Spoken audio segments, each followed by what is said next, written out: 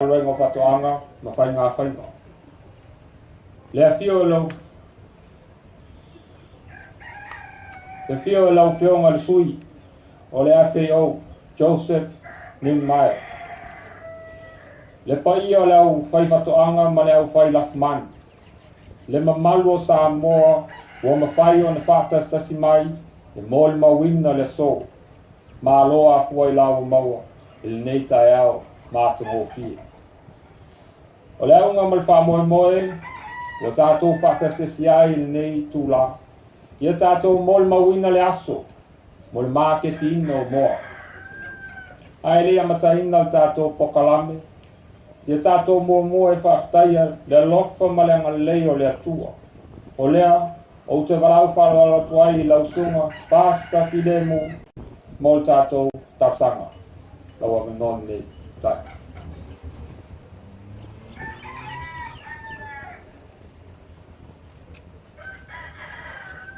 Wala watu ina ia ono mau tau wau la salamia tātou tanu. E mawalunga e sisiri ese la wa le wa whaia mo mātou le tangata. O mona petalai la wa whiopa ia o le langi ma mea o tumu ai ai meise le la langi o lo nofo ai o tangata. Ya la fio ia. Mal mafu angana le tua ele mafai na masusu e nai le sisi ese o lo fina ngalo pa ia i lunga o tangata.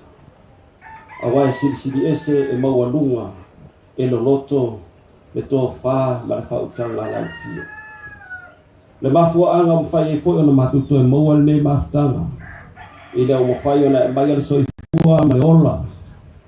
Le fionga le minista ka yulo tanga wenga e bese o ma lo fa na mato ma futa le tula mato te fa so ina fo inisa o ma le wa o me ana e amaya ya mato e pe ala wa fio pa ia na e tu le tangata i fa to anga i leo matausi mai va aya o me ala fio al ma anga na le tua mato te bi ia ai la o fio e fa ba ono mea sili wa faya mo mato tangata e mfai fora mato fa pe ane le tua le tu la o e mato tangata o manatu mai la fio wa hui la vo mato tangata le fuefu le ele na faya mato pita yane e te le tu ina tangata ina ia fano mama vaya pita na sili lo lofa malo wa le ia mato ina wa mai alo wa pele tota se te visole e to e fausia le lenga le bar tangata mana fio le tu la le aso le tua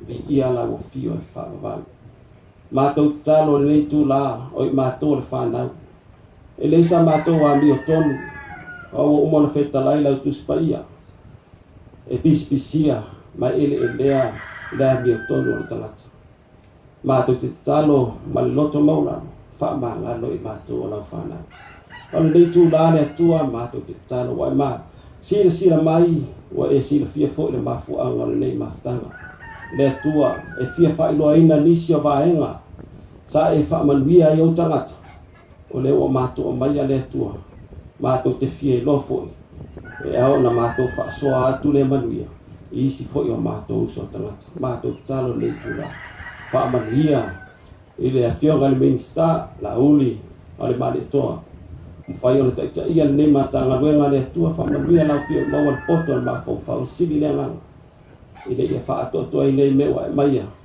a war fa tino ino le mata nga fa manuia foi ofisili ule lango e beso ta mta wenga fai fa to anga le ia tunu ule tua ba to te tano e vai ma to te fa lango atu e ta inga mana la fio le nga pa ia le e te fa so mai melele e manuia ai so mato atu no uro mato tua e manuina ne aso e fa amata le manuia fa i uro manuia fo i be inga ya to oro isu o mato o le mala o tu lo so amen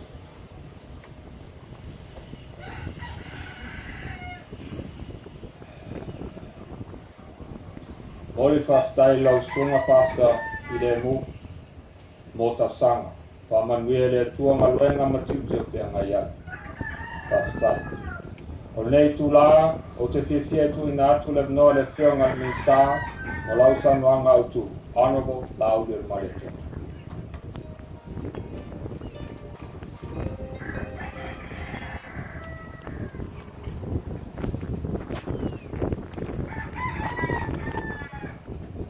O te whatalo whatu I le paia mawalunga o le tātou mawhitanga I le nei tai au na lingalua.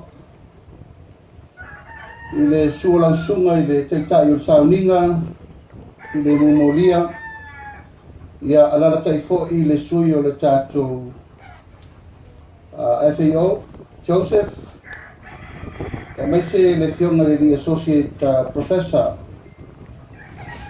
Kirana from USP, suolausunga fualo, manu maulunga I le Pete fono o komiti o Alfaila Fumani Samoa, ia foi manu maulunga o sui o le tātou komiti whaafoe le Strauss, le sunga ia whata Filipo o tātou FAO ma le whaia maulunga o le tātou wawhia o whatasi le nei aso. A tala whatu foi lau fionga I le Minister Molango, ai meise le maabe SSA, o le paia manu maurunga o auto uma o le au whaiwha atoanga moa I tono tatu patunu nei.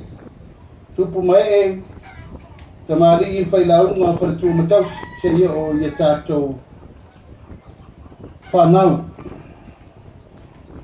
Amana ia foi le sao o le tātou porkalame o le sātek. Le fionga ia Dr. Liu, ke mare lātou fo I baenga. La sol nei o whamoe o le whanauroina lea, tau mwhai pēr o tātou mtanga ruenga, o la fumanu, ina ia whaia pēr tu langa o le tau whamapue. Ati nai, ma tau mwhai whamarusia, tu langa patino I mene I tau la fumoa, I tono o tātou o tunu. Ma nei fufuanga ua whaia o na le langolang sua, o le tātou pāanga numera tasi o le FAO I tono o Samoa. O le mafuanga la o le tātou porkalamene nei. Ina ia mawhai o na whai tūlanga o le amata mai le whawhai le leina tausinga se ia o lava le tūlanga o tu ina tuloa o whatau le maketi. O le mawhauwhanga numera tasi e le tātou mtanga ia lava moa I le tunu. Wata wau na mau le mele nei o le lafu moa Samoa. Wa mafuri tātou na sa balibali atu alwhoro loa. Patau malpu Samoa ia tātou tau ma mawhatele I vai moa mai whafo.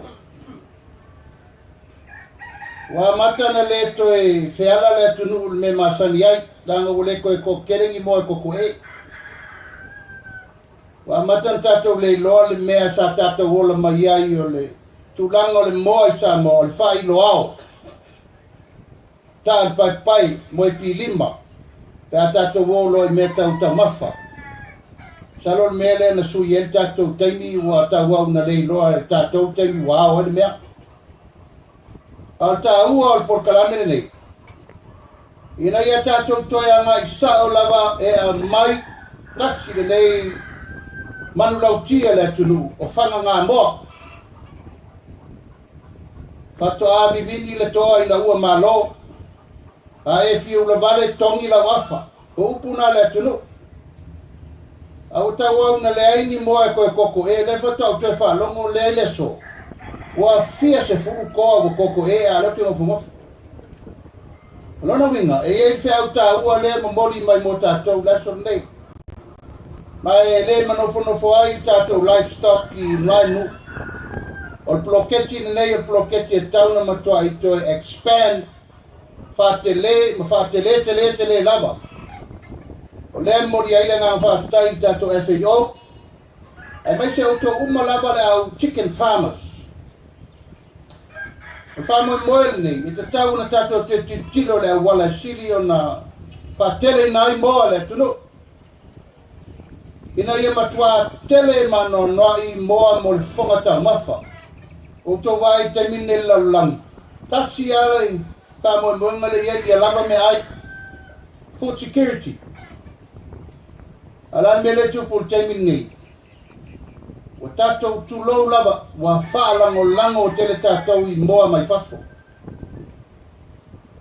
fa mama ia ile official duty ele la loi fo leono se fulu container moa fasu futu le masina le tato ke tau mafa ma ai masina uma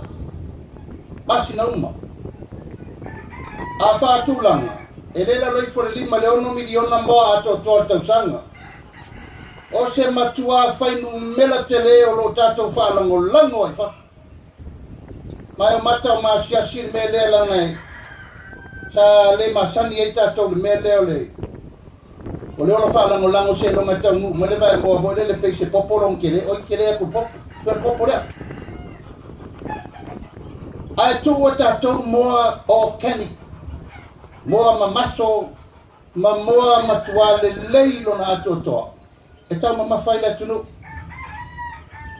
o le taua la na o le aso lei ma le wha moe le wha mapu e le tanga lei i le paia ma le mamalu o le au fai whatoanga uma o wha fonga mai le atunu atoa o le whea ua lea le tosi teki nei a ngai mai le mtanga luenga e le stara le lei ma wha solo atuai me le tatou te anga iai sa manatu o tatou whalingan nei sa tau na whai maketi lei no kai whungolei whanongolongu mai ai le pungu ko kele o le ngea ma ka koua le kalamo a le au ngor tatou whamoe ia whasana lau whalau tele whamanino ia opo le tunu whastai tele ia o tau o leo o tau whaia pokalame nei ma e batu lau tua lalo whamole mole ma tua atoe whasanga e whalau tele ma whalau tele atu e le ia se si mea tatou te tua iai tatou te tua lava I mea tatou te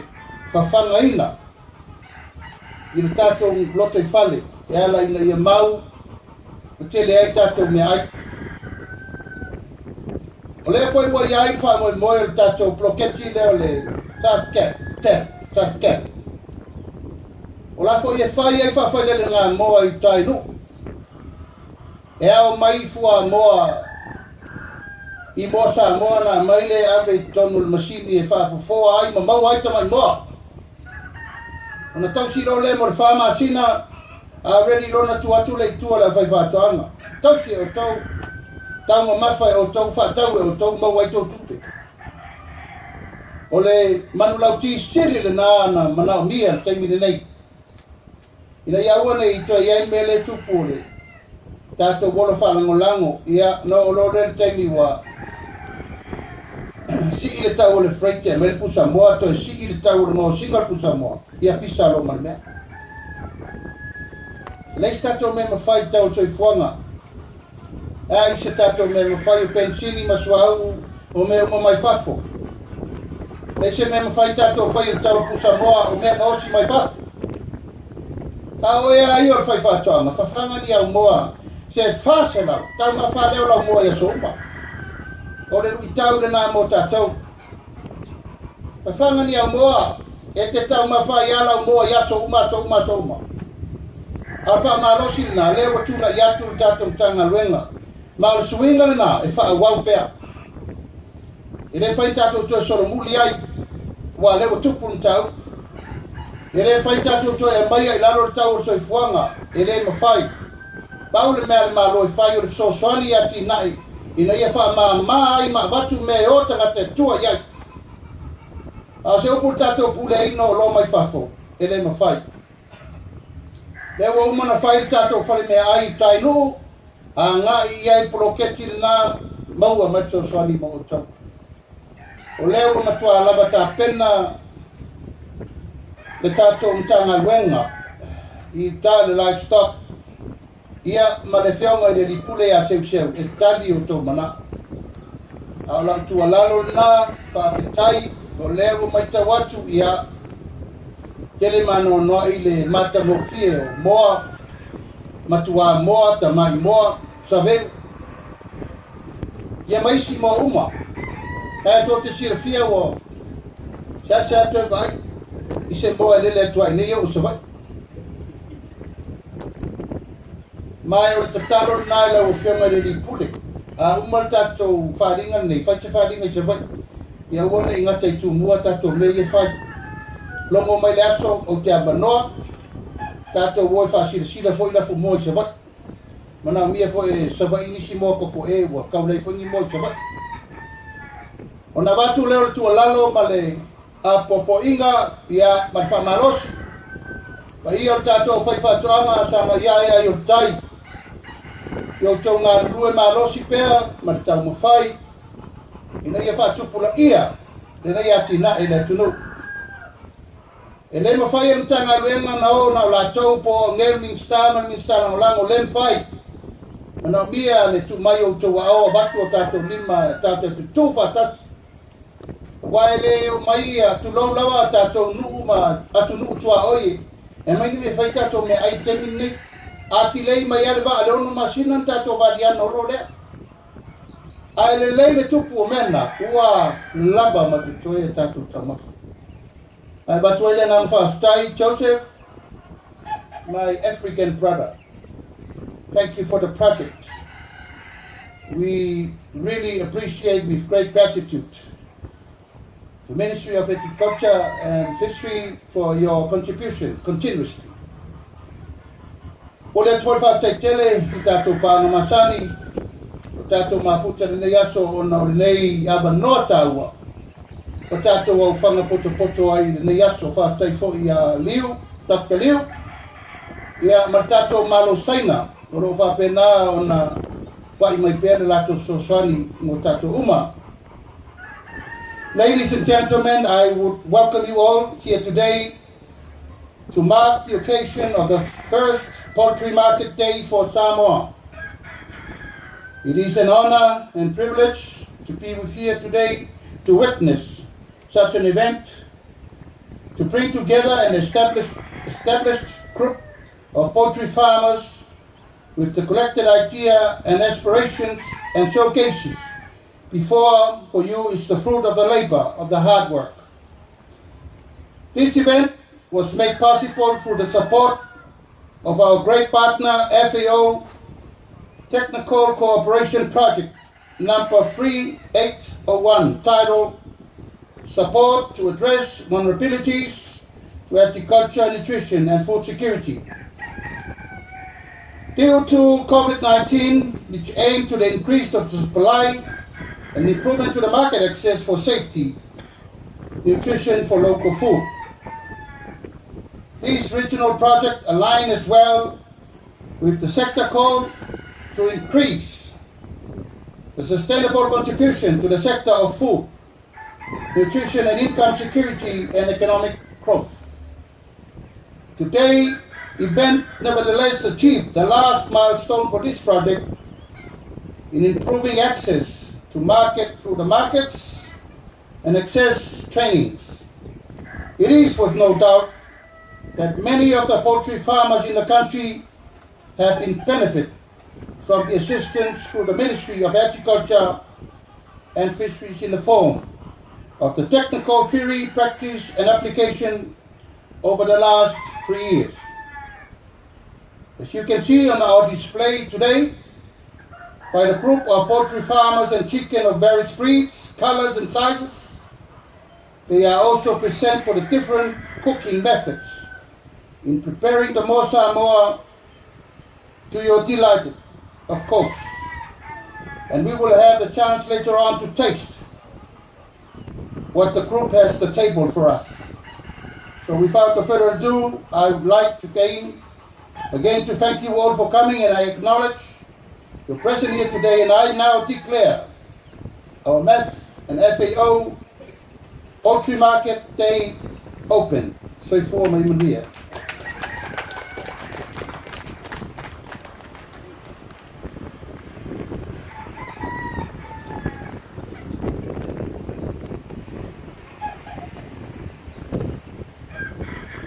O le atu whaftai lau whionga le minsta mo lo sawanga matungo fi. O le matu talo, ia lo komiere atua lau whionga, Maua pēr so I fua lau le. Maua manatu le. Wale te te ina tātou I tāna wenga. At this time, I would like to call Joseph Naima, officer in charge for the FAO Sub-Regional Office and a true friend of Samoa. Sir, the floor is yours.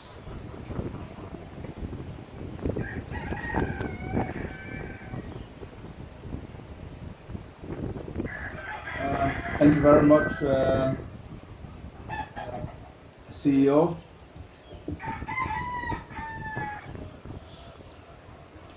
And for this very wonderful day. Before I start to deliver the official statement, I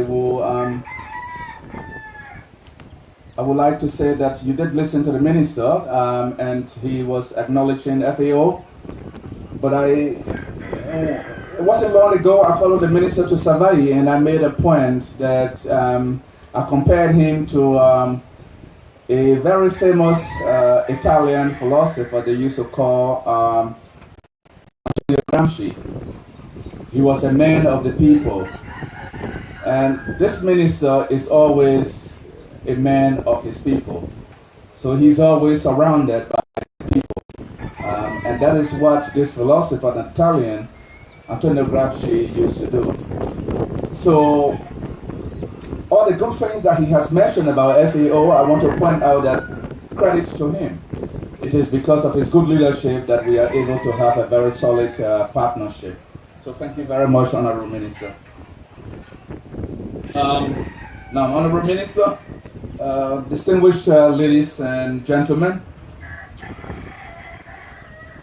the Food and Agriculture Organization of the United Nations wishes to acknowledge the Ministry of Agriculture and Fisheries for this initiative, excellent, and the opportunity to deliver the inaugural market day of poultry farmers in Samoa. It is quite understandable that most smallholder farmers, not only in Samoa, but also in other countries in the Pacific, struggle to access markets in a fair and effective way, mainly because they operate in an informal value chain process with poor access to markets and often with poor market information. Ladies and gentlemen, furthermore, most local farmers become heavily dependent on intermediaries to sell their produce, which makes them vulnerable to price volatility, high commission fees, and often delayed payments.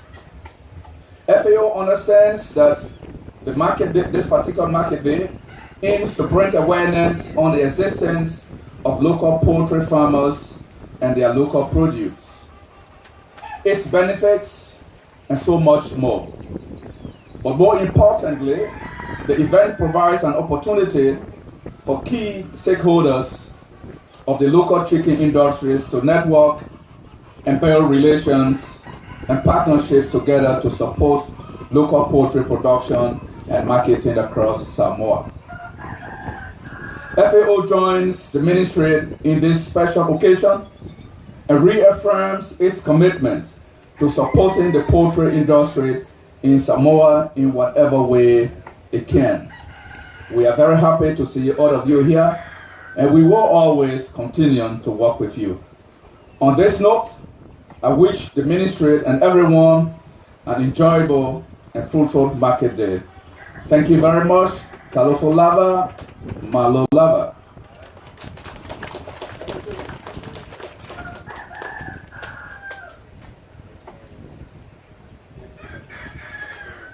Thank you, Joseph, for your kind remarks and support of FAO to make this day happen. It is greatly appreciated. Thank you. I now close our formalities and call everyone to come for a photo opportunity.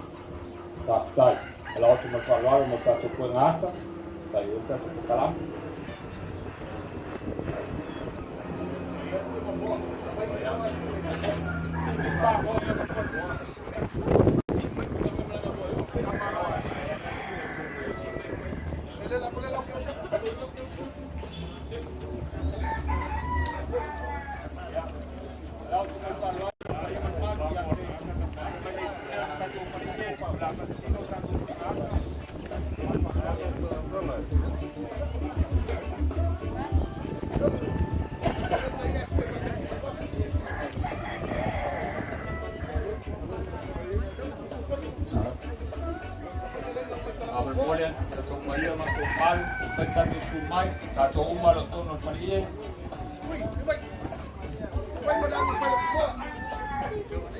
to pa palwal